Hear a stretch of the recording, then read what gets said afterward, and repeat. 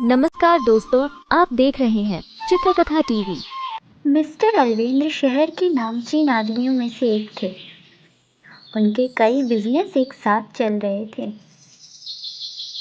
उनकी और रश्मि की इकलौती बेटी श्वेतांबरा से वे दोनों बहुत प्यार करते थे। पर जैसे जैसे श्वेतांबरा बड़ी हो रही थी, वैसे वैसे उसका वजन भी बढ़ता चला जा रहा था, जिससे मिस्टर अलवेंद्र और रश्मि को उसकी शादी की चिंता दिन रात घेरे रहती थी। दूसरी ओर शुकेश के घर में, अरे नालायक, अब तो उठ जा, देख दिन डूबने को आया। अरे तेरी उम्र के लोग अपने माँ बाप को पैसों से भर देते हैं, और एक तू है जो दिन रात पलंग पर पड़ा रहता है। अरे उठ। क्या माँ, तुम भी ना। अरे ढूंढ तो रहा हूँ कोई काम। हाय रे मेरे सपने। अरे मैं भी सोचती थी कि एक बड़ा सा बंगला होगा, महंगी गाड़ी में बैठकर घूमा करूँगी, पर तेरे कंगले बाप की इतनी औकात ही नहीं। मेरी तो किस्मत ही फूट गई उससे शादी करके, और बेटा भी ऐसा मिला। हाँ। अरे माँ, तुम चिंता क्यों करती हो? देखना, ऐसी बहू लाऊंगा कि तुमको गहनों से लाद दूंगा। अब बस। और फिर एक दिन रश्मि ने कहा कि सुनिए जी, मैं कह रही थी कि अब हमें श्वेतांबरा का रिश्ता कर देना चाहिए।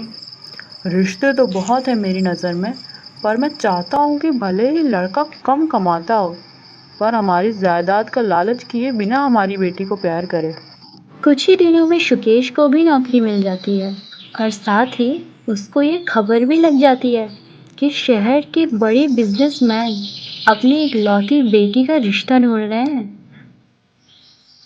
उसने अपनी माँ से कहा, माँ, क्यों ना मैं उस मोटी से शादी कर लूँ और उसकी सारी जायदाद अपनी और तुम्हारे नाम लिखवा लूँ। अरे नहीं नहीं, पैसों की लालच में मैं तेरी शादी उस मोटी से नहीं करवा सकती।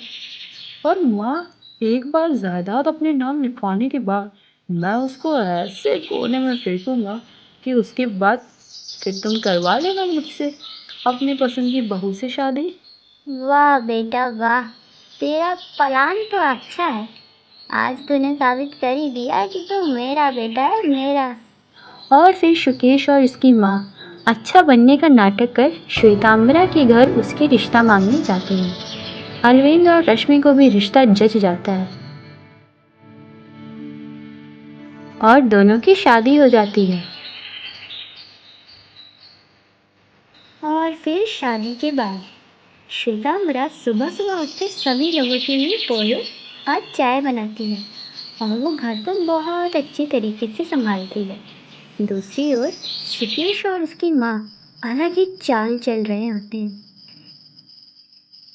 अरे बहू, तू मेरी बहू नहीं, मेरी बेटी है, बेटी। अरे तुझसे तो मैं इतना प्रेम करती हूँ, इतना प्रेम करती हूँ कि अपने उस कमबख्त बेटे से भी नहीं करती। तू इस घर में जब से आई है, खुशियों की तो जैसे बहार लाई है। और सुरेश भी श्वेतांबरा से प्यार से बात करता है, और इस तरह दोनों माँ बेटी ने श्वेतांबरा का विश्वास जीत लिया। और फिर एक दिन, माँ, माँ, नवी प्रॉपर्टीज के पेपर बनवा रही हूँ। तो बेटा आज रात ही तू इन सब कामों को निपटा कर रोटी को इस घर से विदा कर। मैं तेरे लिए लाऊंगी अपनी पसंदीदा करूँ। रात को सुकेश श्वेतांबरा को बहला फुसला कर किसी तरह उन कागजों पर दस्तखत ले लेता है, और अगले दिन, अरे ओ राजकुमारी, अब कब तक खर्राटे भरती रहेगी, चलो। क्या हो गया सासू माँ, ये आप क्या कह रही हैं? माँ बिल्कुल ठीक कह रही हैं। अरे कौन रहना चाहेगा तुम्हारी जैसी मोटी बीवी के साथ? कल मैंने तुम्हारे नाम पर जितनी भी प्रॉपर्टी थी उसे अपने नाम पे लिखवा लिया है। अरे तुमसे शादी करने का मेरा सिर्फ एक ही मकसद था। तुम्हारे पास ये मोटे मोटे पैसे थे और अब तो वो सब मेरे नाम पर हो चुके हैं, तो फिर अब तुम्हारा इस घर में क्या काम है? तो तुम यहाँ से चलती बनो, जल्दी। जिसके बाद सुकेश और उसकी माँ ने श्वेतांबरा को घर से बाहर निकाल दिया, जिससे श्वेतांबरा बहुत दुखी हुई। वह रोते हुए घर से बाहर चली गई। जिसके बाद सुकेश अपनी ऑफिस की मीनाक्षी से शादी कर लेता है। मीनाक्षी देखने में तो सुंदर और मॉडर्न लड़की थी। रेणुका को भी मीनाक्षी खूब पसंद आती है। दूसरी ओर श्वेतांबरा अपने मायके ना जाकर एक मंदिर में शरण ले लेती है। बाबा बाबा, मुझे मेरे सास और पति ने घर से बाहर निकाल दिया है। क्या मैं इस मंदिर में शरण ले सकती हूँ? हाँ हाँ बेटी, क्यों नहीं। ये तो भगवान का खुला दरबार है, इसमें तुम बिल्कुल रह सकती हो। और फिर अगले दिन। अरे आज मुझे किसी ने उठाया क्यों नहीं? मीनाक्षी, क्या तुम मुझे उठा नहीं सकती थी? मुझे सोने दो। आज तक मेरे माँ बाप ने मुझे इस तरीके से नहीं उठाया और तुमने इतने सुबह सुबह मेरी नींद डिस्टर्ब की। चुपचाप कमरे से बाहर चले जाओ बिना चूं चपड़ किए। मीनू, तुम ये कैसी बातें कर रही हो? मैं तुम्हारा पति हूँ। अरे पति हो तो क्या सर पे बैठा लूँ? जाओ, कहाँ न जाओ। मुझ पर हुक्म चलाने की सोचना भी मत, समझ आया? जिससे सुकेश बहुत दुखी होता है। अरे बहू, ओ बहू, अरे आज नाश्ता मिलेगा कि नहीं? चुप आंटी। अरे मुझे भी तो बहुत ज़ोरों की भूख लगी है।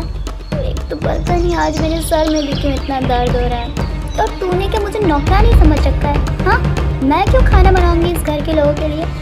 जाओ जल्दी से कुछ फटाफट से अच्छा सा बना के लिया। मुझे बहुत ज़ोरों की भूख लगी है, समझी? अरे बहू, ये तू किस तरीके से बात कर रही है अपनी सास से? वैसे ही जैसे तुम लोगों से करनी चाहिए। मैंने तेरे बेटे को भी बता दिया है और तुझे भी बता दे रही हूँ कि मैं हूँ मीनाक्षी।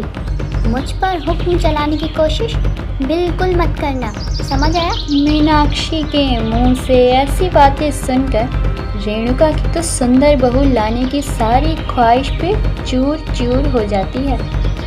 जिसके बाद रेणुका खुद ही खाना बनाती है और फिर धीरे धीरे हर रोज़ ही ऐसा होने लगता है। अब रेणुका ही घर के सारे काम किया करती थी। धीरे धीरे रेणुका की तबीयत ज़्यादा काम करने की वजह से ख़राब होने लगती है। एक दिन रेणुका की तबीयत बहुत ख़राब होती है और वह कहती है, अरे बहू, वो मेरी दवाइयाँ ज़रा ख़त्म हो गई है। ज़रा पास वाले मेडिकल स्टोर से लेती आएगी क्या? क्या बोली बुढ़िया? तेरी इतनी हिम्मत बढ़ गई, तूने मुझे काम बोला? उसी समय सुकेश भी ऑफिस से घर आ गया और उसने कहा, बस मीनाक्षी बस, तुम माँ से इस लहजे में बात नहीं कर सकती। हर रोज़ देख रहा हूँ तुम्हारी बदतमीजियाँ दिन प्रतिदिन बढ़ती ही चली जा रही हैं। क्या मैं, क्या माँ, तुम तो किसी से भी अच्छे तरीके से बात नहीं करती हो। क्या तुमने यही संस्कार सीखे हुए हैं? अरे वाह रे वाह, अब बेटे को भी मैं चुभने लगी। मुझसे जुबान चलाने की कोशिश बिल्कुल मत करना। अरे मैं उस भोली भाली गाय श्वेतांबरा की जैसी बिल्कुल नहीं हूँ, समझ आया? एक ही चुटकी में तुम दोनों की अकल ठिकाने लगा दूंगी। बस बहुत बोल लिया तुमने, अब निकल जाओ इस घर से इसी वक्त। मैं डाइवोर्स के पेपर तुम्हें बाद में भिजवा दूंगा। हाँ, तो रहना भी कौन चाहता है तुम्हारे साथ? अरे तुम माँ बेटे उस भोली भाली मासूम सी श्वेतांबरा की सगी ना हो सके तो मेरे सगे क्या खाक होगे? मुझे तो बस प्रॉपर्टीज़ में आधे पैसे मिल जाएंगे और मुझे क्या चाहिए?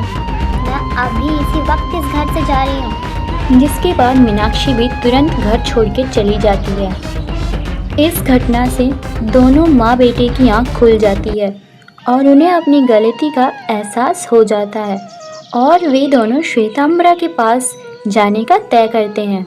आखिर श्वेतांबरा को ढूंढते ढूंढते वे दोनों मंदिर पहुंचते हैं। बेटी मुझे माफ़ कर देना, मुझसे बहुत बड़ी भूल हो गई।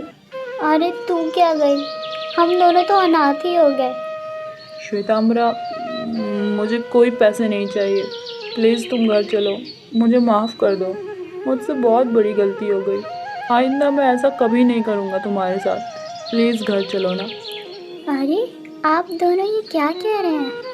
गलती किससे नहीं होती, इस दुनिया में माफ़ करने वाला सबसे बड़ा होता है। हम दोनों से भूल हो गई।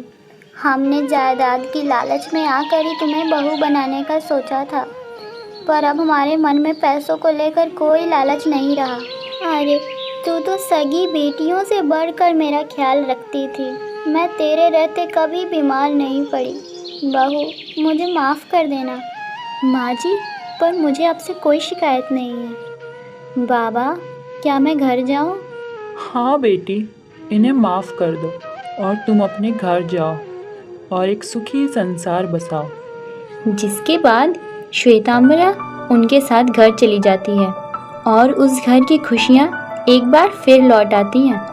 इस कहानी से हमें यह सीख मिलती है कि माफ़ करने वाले से बड़ा इंसान इस धरती पर कोई नहीं होता। मिलेंगे आपसे फिर से एक नई कहानी में। तब तक के लिए अपना बहुत ख्याल रखें। नमस्कार दोस्तों, आप देख रहे हैं चित्रकथा टीवी।